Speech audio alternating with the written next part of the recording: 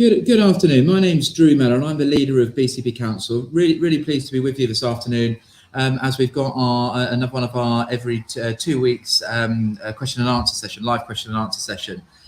Today we're trying to do some of these themed meetings, and the theme of today's meeting is around the Air Festival. So I'll be delighted to be joined later on by Bev Dunlop, who is the cabinet member looking after the Air Festival, and John Weaver, who's the head of destination and events. So we'll come on to that.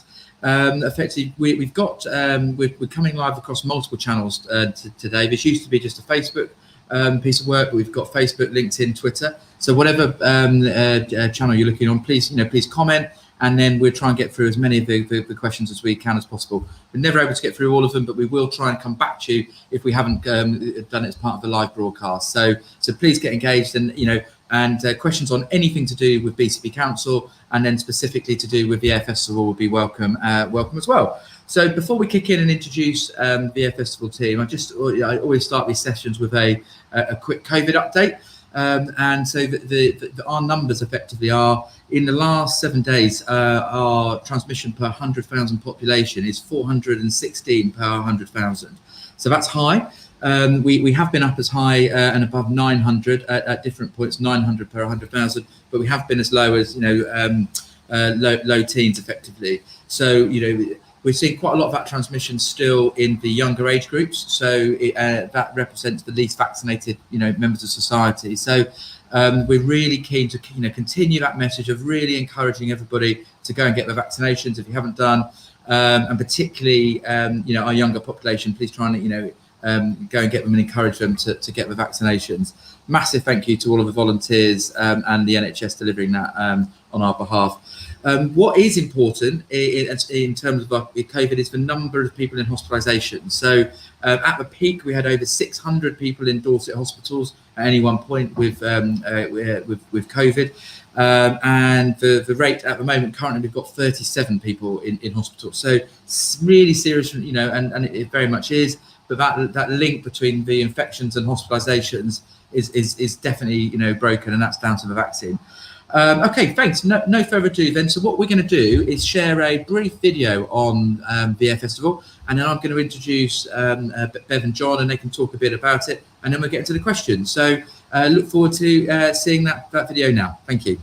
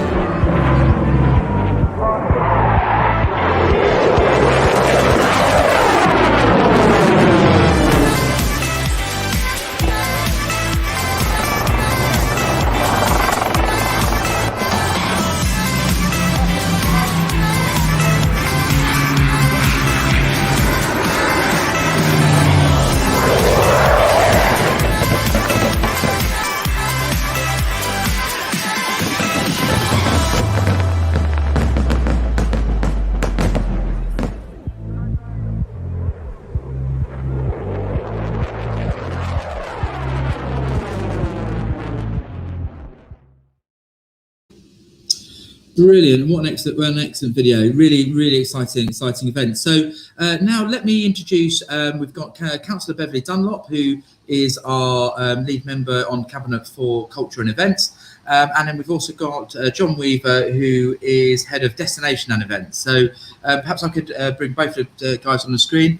Could you perhaps maybe introduce yourselves and talk a little bit about the Air Festival, say what's happening, and then we welcome questions. We've already got some for normal council business as well. So Bev, do you want to kick off? Yeah, I am Councillor Beverly Dunlop, and I'm the lead member for events. The Air Festival has a very special place in my heart, Drew. I was lucky enough to be the portfolio holder for leisure and tourism when it launched in Bournemouth in 2008. It's an amazing festival. It's loved by hundreds of thousands of people, and it gets bigger and better every year. I'm really proud of it, and everybody else should be too. It's worth a huge amount of money. It's worth 30 million to our economy, and there's an awful lot of jobs resting on that. So I'm really excited that we've got another fantastic lineup again this year. Brilliant, thanks. John, anything you want to add before we crack into the questions? Not really much to add. I mean, obviously, I've been involved in it as Air Festival director since it started in 2008. So we've seen a lot of events, a lot of festivals, always been well received. Obviously, we missed 2020 this year, and we're coming back in 2021, and we are looking forward to it. We've got a very strong lineup this year, and a lot of interest. Fantastic. Well, thanks both. So everybody, please put questions in, and to be clear, back to both about the normal council work and also the Festival Coast Live. Guys, what I'll do, I'll just crack in and answer some of the initial questions, and then we'll bring you guys back in as and when anything more specific about the Air Festival. So thank you. Okay, let's go to some of them. Can we have a Dave Manns has asked, can we have a scheme where BCP residents register their car and are able to park free in the winter beach car parks? Dave, what we are looking at doing is exploring different ways where we can support particularly the economy in around utilisation of our car parks. So there is something we're looking at the moment, and hopefully be able to bring forward shortly. It's always trying to get that balance right, effectively, of the councils do, we spend a significant amount on roads and transport, and the car parking income does enable us to do quite a lot of that. So we've got to get the balance right. But Dave, we are looking at ways of how we can, and particularly support the economy to get people into the town centres in the quieter sort of shoulder months as well. So we're looking at something, and thank you for your question. We'll watch this space. Okay, so we've got a question from Daniel Fabry about what will BCP Council do to stop litter being left on the beach. This is from Facebook. Thanks, Daniel. Doing a number of things at the moment. You'll have seen this summer we put an extra £3 million worth of investment into seafront, effectively in our summer response. So a real mix of things from extra members of staff along the seafront, extra work with our police and health partners, but also we've put a lot more bins in place. So there's a significant amount of extra capacity in our bin system. So that's one thing. Daniel, we've got there are bylaws which means we can actually fine people for littering, and our CSAS, our community support officers, and we've put an extra £250,000 this year into CSAS officers, are able to potentially fine people for dropping litter. The real problem with that is you have to actually catch somebody in the act of dropping the litter, walking and then leaving it, which is quite complicated. So it's not as useful as we would like it to be. So we're trying to encourage people to make sure bins are there, and we're trying to encourage people to leave any footprint. So we are trying. We think it's definitely better than it was last year. But thank you very much for thank you for your question. We've got a question about the encampment in Whitecliffe Park. I've been kept up to date with that encampment issue, Lucy. So thank you very much for your question. We are on it. There's a process to go through. We're working really well with our police colleagues. I think we've got a new police and crime commissioner who's one of their key priorities, Dave Sidwick, is around antisocial behaviour. So it's getting that mix right of of how we can use all the law available to us to when there is antisocial behaviour in and around an illegal encampment. We're doing that. You've asked specifically about the day. I will look into that and see if I can come back later, Lucy. But we have. I can confirm we've made an application to the Magistrates Court, and I've just seen actually now that's in the chat bar as a response. So we are on it, and thank you for highlighting it. Daniel Fabry, might be the same Daniel as earlier, has asked a question about garden waste. Really important question. So many people will be aware we had to postpone our garden waste collection because we were as part of a pandemic effectively. So we weren't able to stand up teams, and we had to prioritise both the household waste and the recycling effectively. So we've got a couple of slots where deliveries have been missed. So our teams will work really hard to take any extra waste, and but there's a capacity issue. And what we're going to do is to just trying to remember exactly. So we're going to give a discount for people next year, equivalent to I think 2 of the slots that have been missed. So people who sign up to the scheme again next year will get a discount of the ones who've already been a part of the scheme this year. So that's effectively how we're going to give people that money back for the service that was missed. Okay, thank you. Let's see what other questions we can bring up. Okay, so we've got a question for from Andy Clare Gardner about the raw sewage dumped in the clear waters. So I think we had quite a robust answer to this from Councillor Phil Broadhead last week. And can I actually just thank Phil for stepping in 2 weeks ago, stepping in and doing it right at the last minute instead of me. So Phil, that was really appreciated. Effectively, this is something we're working with our partners, Wessex Water on. We don't think we would agree with you, Andy Clare Gardner, in terms of raw sewage being pumped into the sea not being acceptable. We're trying to work a longer term solution and put the pressure we can on Wessex Water, but also to work with them as well. So and ultimately, it's our beaches. We've got fantastic quality of beaches. Is this something, John? Would you, John or Bev, would like to come in and comment at all on the sewage conversation before we move on? I'd just like to say that obviously it's very, very important for the destination that we have that our beaches are clean. Over the years, we've established very high levels of cleanliness in terms of our beach management and also water safety side of things. And we continue and will continue to work with people like Wessex Water to do that.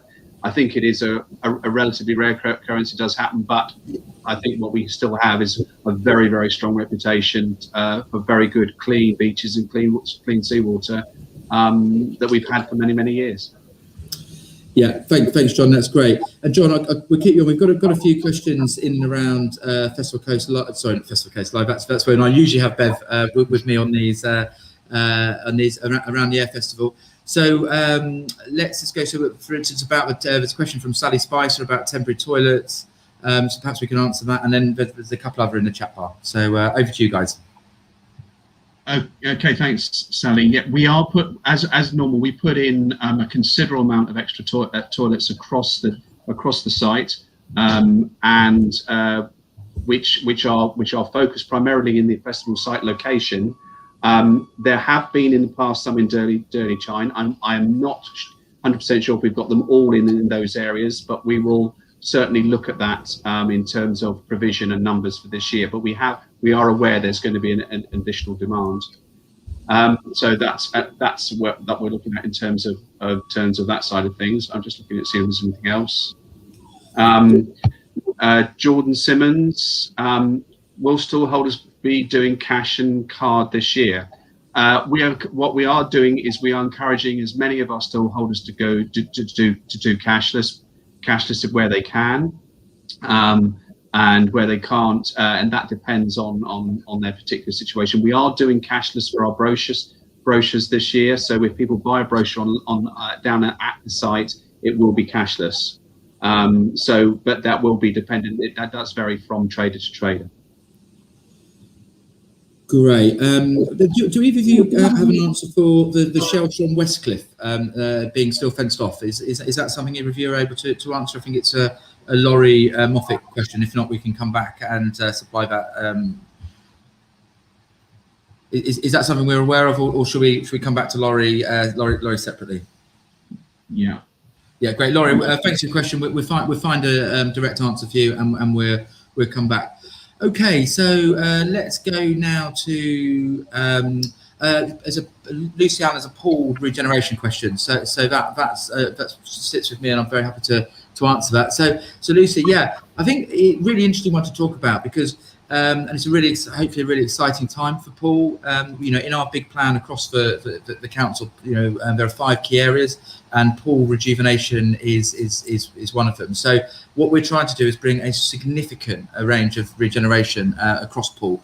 And I think your comment there, Lucy, is about you'd rather not comment on individual schemes, but see a whole master plan.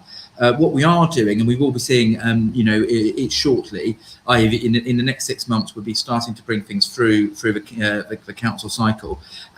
Not an overarching piece around pool, but focused on some key sites. So bringing a lot of the smaller schemes together in key sites. So we've got what's called the Heart of Pool. So that's the town centre near the bus station, Selldown car park piece, and we're working up with our new urban regeneration company.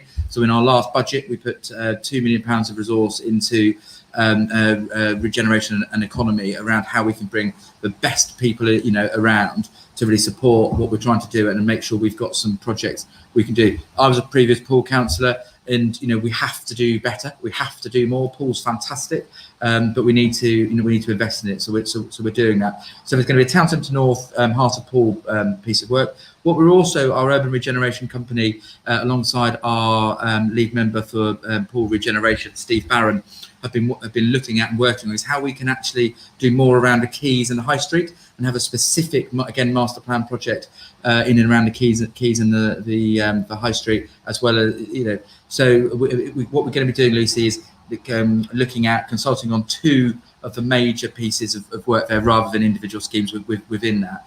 What we're also doing, really pleased to see, went for overview and scrutiny committee on Monday night, was we put forward over £40 million investment in a scheme in Hamworthy, where the council are going to be the first people to start building, and we're going to build 161 homes in Hamworthy, on the butts onto the seafront. So we're getting going first. We're delighted to be doing that. We desperately need to bring regeneration and homes, and the council are going first. So a lot going on, Lucy. You're right. We need to bring forward clearer, thinking, and we're going to do that. But it starts happening. Pool is a priority, and we're putting a foot down on it. So really exciting. Okay, let me go to the other questions. And by all means, guys, if there's anything you'd like to pick up that I haven't seen, please do. Okay. So Abby Welsh has asked a question around the empty units in Bournemouth, the old M&S and Dorothy Perkins. Bev is part of the team around Bournemouth Regeneration, so may want to come in. One of the things we're doing, Abby, is we're bringing forward a high streets plan, effectively. So one of our lead members, Nigel Brooks, is leading a strategy in and around revitalisation of high streets. So across the conurbation, we're doing that. A few things in that. One are doing the simple stuff that we should be doing, i.e. making them really welcoming and safe places to be. So our pride agenda, we're increasing, street cleansing. We're doing public realm projects. And actually back to pool again. Apologies, but we're doing a pilot at the moment in Pool Town Centre about all the public realm and street furniture, i.e. what bits have to be replaced, painted, etc. And we're going to roll that across all our town centres and then our other shopping destinations. So we're going to try and do a lot by regenerating, effectively going first, building things. That creates a buzz around the place. Good example of that actually is in the Debenham store, the former Debenham store in the heart of Bournemouth. So that's becoming Bobby's. We had some fantastic coverage about Stuart Semple's, art gallery there, and how it's, I believe, effectively the largest art gallery outside of London, being set up there. So how to use some of these spaces differently, and that's brilliant for the ex-Debenham site. I do know there are regeneration discussions going on around the Marks and Spencer site. And so we're trying to do a lot of things in simple answer to your question. Bev, anything you'd like to add in around Bournemouth generally and the whole regeneration space? Yeah, I mean, it's a similar message that you've just said about Paul, that there are a number of issues around the town. I think that most people are familiar with them. Some of these large empty premises, we have some parts of the town that clearly need to be changed and regenerated. And I think everyone has, as an awful lot of people, made some comments about what we need to do with Westover Road. But the key is really to look at the whole piece, and that's sort of, I guess, from the town right back from the seafront as well. So look at how the whole thing flows through. And it's to get some idea about what the town should look like. You've mentioned Bobby's, and the wonderful thing about that, of course, is the art gallery, the new art gallery, and their giant, of course, are now managed by local artists. And I think that we have to see what's happening around town centres, how they're changing, and the old high street is changing, and people are now looking to see different things in there. But it's looking at the whole helicopter view of it, and how the town interfaces with the seafront, what we can do to give us that world-class seafront as well as that world-class town as well, and how the whole thing fits together. Brilliant. Thanks, Bev. We've also got a question about motorhome parking, possibility of motorhome parking. Very much about something we're looking at, how we can stand up and resource. We expect to have some effective more in and around that for next summer. So thank you very much for that question. John, would you like to come in? I think we've got a question from Justin on new additions. So yeah, that's one for you.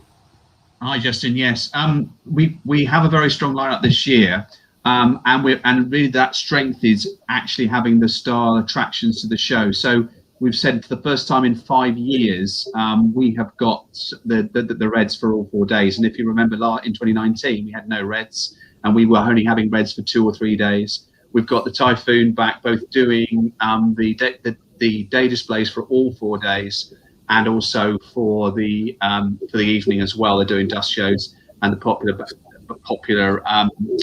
of Britain Memorial Flight. And then on top of that, we've got the aerobatics shows with the blades and the helicopters and the Chinook.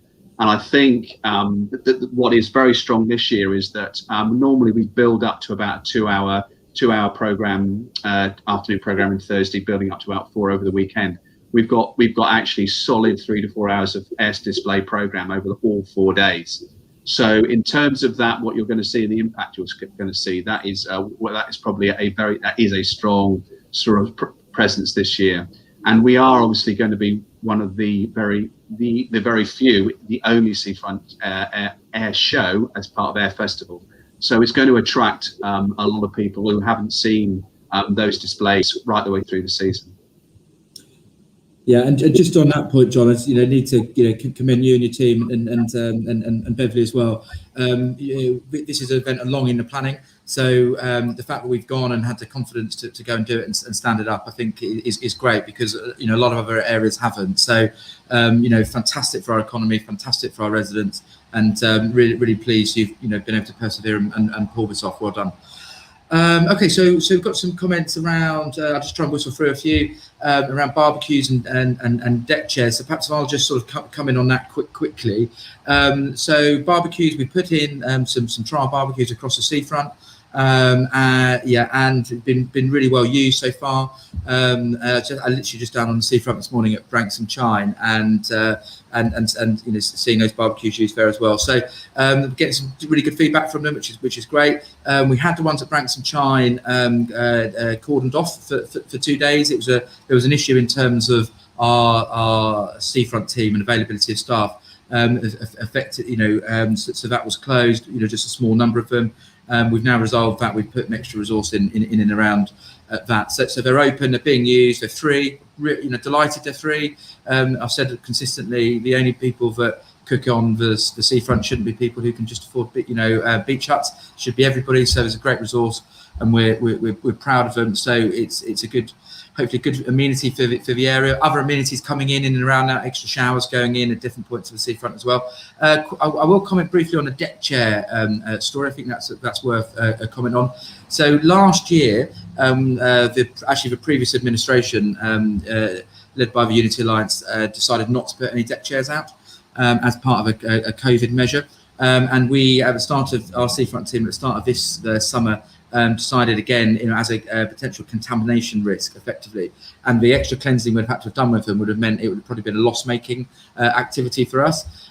So we decided at the start of summer not to bring them out this summer. The weaponising point that had been made is absolute nonsense. It was never something that anybody in my administration has talked about. It's purely around the COVID contamination risk. So what we want to do this summer is open up as much as possible, which we are doing. We've got one of the only air festivals in the country. We've had a fantastic summer. We've had pop-ups along the beach. We've really created an environment where people can get involved and actually do something and be confident. But we're not going to take extra risk around, cleanliness as well. And it would have, if we're going to lose money by extra contamination of deck chairs, that wouldn't have been a sensible thing to do. So it's obviously for next year, as the COVID situation moves on, we'd love to get deck chairs back out to people. Okay, let me see. If by all means, guys, if you've seen comments I haven't, you can answer. Come in while I'm looking through them. Got a comment somewhere about Saxon Square, Christchurch. Yeah, so Sue, brilliant, really important question. Absolutely, in terms of Christchurch regeneration, I'll just talk through some of the things we're looking at. So there's the Christchurch, the ex-civic offices, effectively. So our urban regeneration company, one of the main projects they're working on is how that can be developed, and we're going to have a big conversation effectively in and around what we would like as regeneration across the board in Christchurch, but specifically around that site. We're looking at how we can link that site better to the town centre, and how we could, and maybe acquire some extra land to be putting a better sort of natural nature walk access in there. So that's something interesting. We don't actually own Saxon Square in Christchurch anymore. Unfortunately, I'll say unfortunately, we certainly wouldn't have done it. The previous Christchurch Borough Council, led by a lot of the people running the Christchurch Independence at the moment, decided to sell off Saxon Square in Christchurch, which was really disappointing, because our administration is saying we want to buy more assets. What we've just proven in Poole by investing in 161 new homes there. So the Conservatives want to buy more assets. It's unfortunate the Christchurch Independents have sold off some of the significant assets in Christchurch, but we're going to try and change that. We would love to look at what we could do in and around acquiring more assets in Christchurch. I talked briefly before about a pilot project that's happening in Poole, and then is going to move to Bournemouth Town Centre and Christchurch Town Centre at the same time. So really quickly, is around that street furniture piece. So what we can do, where we can effectively go in and replace, broken street furniture, paint new stuff effectively. So you're going to see a mass amount in that going forward. We've got a paper coming to to our next cabinet meeting called around cleaner, greener, safer, and that puts a significant extra investment in stuff like that. Where we can bring more people in to make sure our town centres are better. We're starting in the town centres, so Poole, Christchurch and Bournemouth town centres, and then we've got, I always get this number wrong, whether it's 16 or 17 actual high streets, but when we're going to move out into those high streets once we've proven the pilot. So across the board, we're absolutely committed. This Conservative administration is absolutely committed to investing in our town centres and our other shopping centres. Okay, so we're getting close to 1:30 now. I'm going to have we're happy to go forward a bit longer. We're trying to get some of these questions answered. John, are you able to answer the question from Abby Welsh around what time the red arrows specifically are flying this weekend? I think from my knowledge, we're actually really pleased to say, I believe they're on all 4 days, which I'm not sure how often that happens. So perhaps you could just talk a bit about the red arrows, please. Yeah, I mean, the red arrows timings are actually on our website, but it's 3 o'clock every day. Basically, they come on 3 o'clock. So Abby, I hope that answers your question. And they're all 4 days, aren't they? So every day. 4 days. Yeah, awesome. you know, and we were the mayor. I was speaking to the mayor recently. We had I believe it was a 10-year anniversary of the John Egging Memorial. You know, I think it was last Friday. You know, that was a really moving event, and I know the mayor, our mayor Dave Kelsey, Bournemouth mayor, was really delighted to be able to attend that. Okay, let me see if we can get some extra questions in while we. Bev, you perhaps you can answer Peter Duffy's question. Yeah, in fact, it's something that's right close to my heart, actually. As I have the lead on all the events, one of the things I want to look at is to make sure that we have the right balance and that we're doing everything we can to encourage local vendors, local artists, local performers, and as much local as we can. And going forward, I'd like to look at things like, I made a bold statement here, I'd like to look at using local produce and all those things, how we can really make it work for the maximum benefit of the BCP area. But obviously there will be some particular vendors or some particular activities that we will need to look at nationally. But yeah, it's something that's close to my heart, and that's pushing the local message. Yeah, absolutely, Bev. And, you know, the animation that Festival Coast Live has done across the summer, over 700 events, it's absolutely fantastic.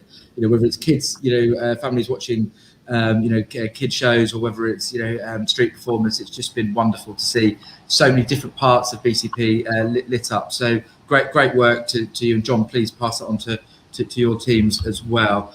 Okay, so there's a question in terms of seating at the bus stop there, and what I'll do, I'll take that away. I don't have a specific answer, but I'll take it away and work with a portfolio holder to make sure we get you an answer.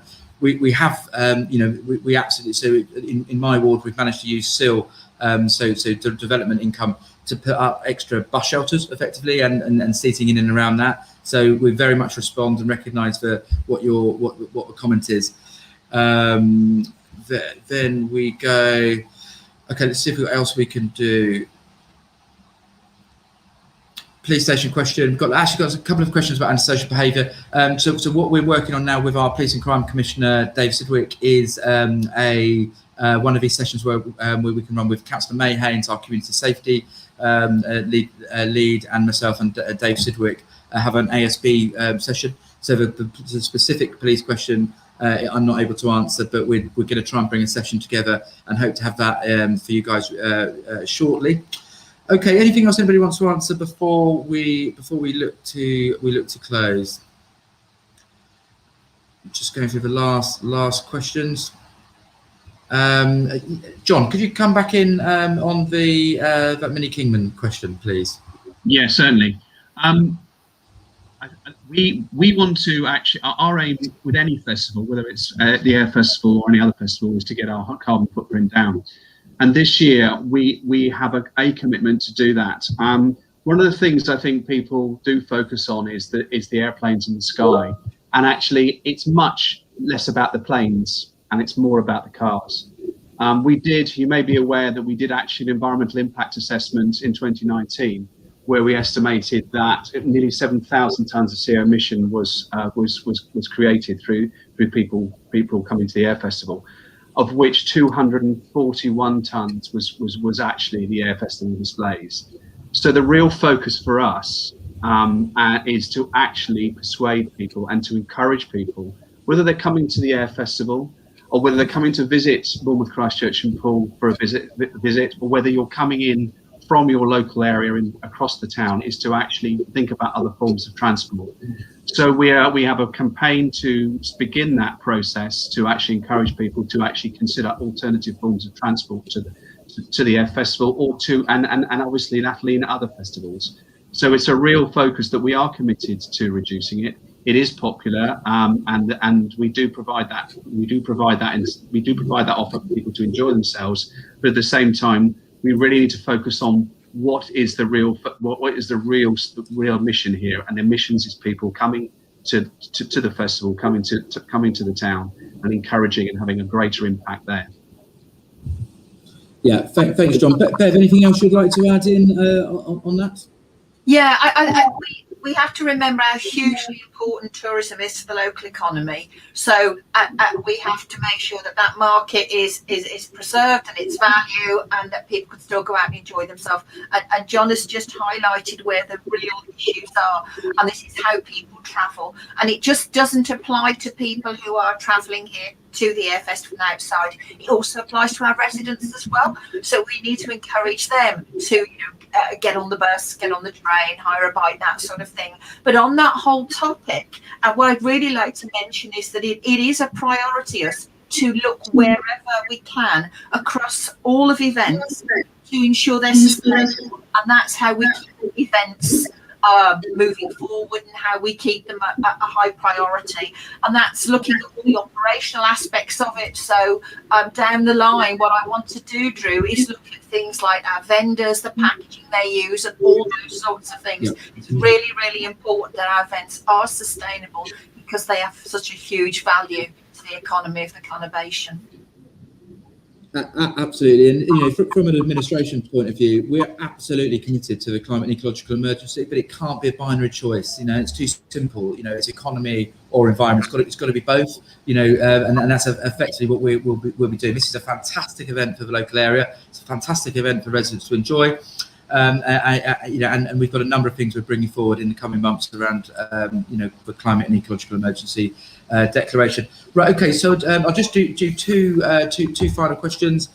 We had one on effectively housing in Bournemouth, and from Bert Burnell. So Bert, thanks for the question. It's a really, really important one, and it's actually one of the reasons why regeneration has been a massive focus for us. Effectively, and but what that means is how we can not just sit back and let the market, build or not build, or the timing of it effectively. How we can go and get great stuff moving in and around Bournemouth, Christchurch, and Poole. So in answer to questions, there's quite a lot of things we're trying to do. One is build more. It's quite simple, supply and demand. We need to build more homes for people, and that's one massive way of affecting affordability. What we're trying to do is to do it's called urban densification, i.e. so build more in town centre, so we can actually do protect affordability while also protecting our key and important green belt. And what we're doing in that as well is, for instance, the scheme in Poole, over £40 million of investment in Poole, the first time, and we're building 161 homes in Poole. By us actually being the people building it, and taking ownership of it, then we're more in control of what we do with things like affordability, and etc. So key worker, we've got more choice, so we're going to play more of an active role in the market, and then also, I guess the last couple of points around that is about providing a great economy, supporting a great economy, and skills, super important. Our children can learn the skills, and to be part of the workforce, so they can get great jobs and afford, accommodation. So it's absolutely at the heart of what we're trying to do. So, Bert, thanks for your question. We're trying desperately hard on what we can do on it. We had a question from Brenda around motorhomes. Brenda, I do apologise. I thought I answered that earlier on in saying simply that we are absolutely looking to stand some motorhome pitches up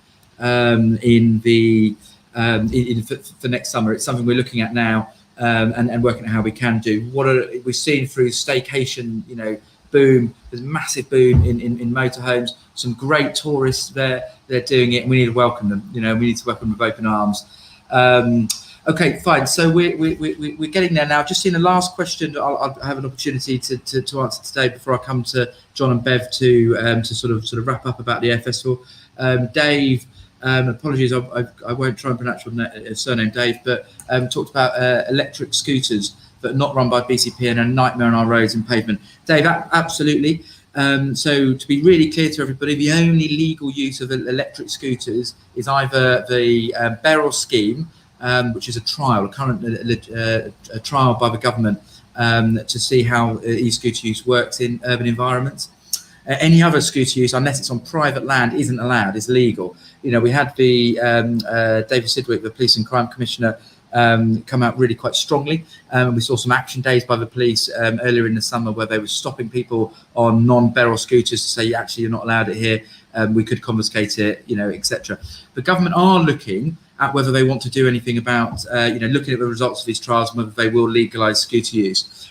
We're clear that we need to get people moving through the town centres. So there could be a great solution in terms of that last mile piece, but it needs to be done right, and it needs to be done in areas that are safe. So we're on it. We're participating in a trial. We're joining the Police and Crime Commissioner in saying that, reminding people that it's currently illegal to use scooters other than e-scooters other than the barrel ones.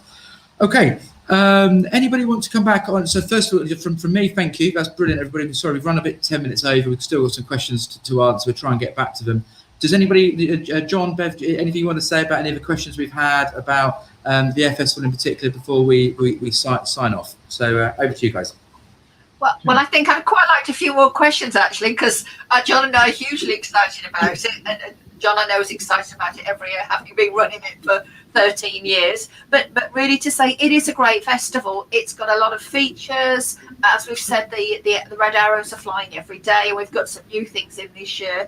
And people, need to enjoy it, make the best of it. And I hope the weather is great. And really, really to emphasise that if you're coming to the Air Festival, do try and leave your car at home.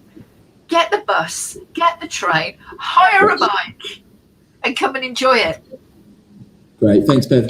John, anything to sign off on? Yeah, just a quick thing to say. Obviously, it starts next Wednesday and goes through to the following to Sunday. And I think Mark Sanders has found it that actually any information is on bournemouthair.co.uk. Also follow us on Facebook. Don't forget, during the Air Festival, we'll give up-to-date information on that, and get a brochure as well if you want to find more information and get it onto the app as well. Brilliant. So thanks both, and really, and I mean it, thanks for the commitment to this event, because by going early and being confident and passionate about it, we're going to deliver something absolutely amazing for the conurbation. So everybody, please see below the Twitter, Instagram. We've seen the website as well. So it's to be really clear, it's not this weekend, it's the weekend after, starting on the Wednesday. Please enjoy it, which is and we very much look forward to it. We're going to have a next one of these sessions in 2 weeks' time. And very much look forward to welcoming you back then. John and Bev, brilliant. Thanks for your time, and hope everyone keeps well and safe. Take care. Bye-bye.